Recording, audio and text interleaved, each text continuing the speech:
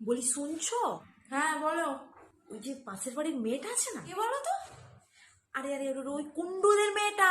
ও আচ্ছা আচ্ছা আচ্ছা। হ্যাঁ, কাল রাত্রে জানো রাত 12টার সময় ঘর ঢুকলো।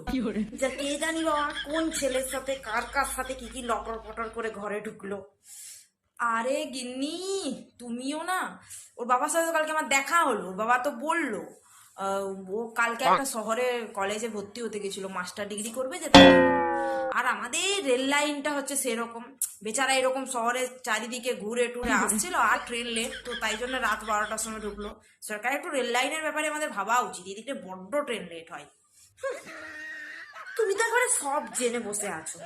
দেখলাম একটা ছেলে ছেড়ে দিয়ে গেল, প্রচন্ড অন্ধকার ছিল, সেই জন্য মুখটা দেখার সুযোগ হলো না, নাহলে জেনেই নিতাম যে কোন ছেলের সাথে ঘর ঢুকলো।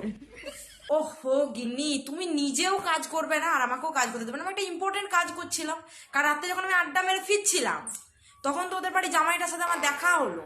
তো জামাইটা না বড্ড ভালো, যেখানেই দেখা হয় তা কথা বলতে আসে। তো আমাকে বললো, কাকু ভালো আছেন তো? তো আমি বললাম, হ্যাঁ ভালো আছি, কিন্তু বাবা তুমি এত রাত্রে এদিকে কোথায় আসছো?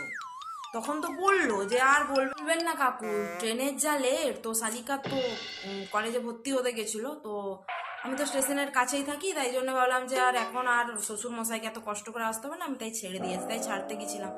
তারপরে বললো যে ঠিক আছে কাকু আসছি, রাত হয়ে গেছে, পরে দেখা হবে, দিয়ে গেল।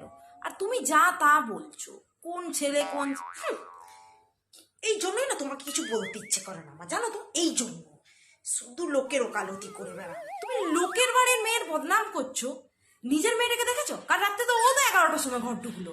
নিজের মেয়েটাকে দেখো আগে, কোথায় কি করে বেড়াচ্ছে, নাকি লোকের বদনাম করতে করতে নিজের মেয়ে এদিকে বয়ে যাবে।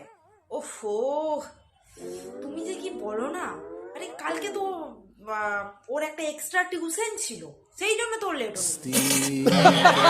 আর পড়াশোনা করলে এরকম একটু আধটু রাত হতেই পারে, পড়াশোনার মর্ম কিছু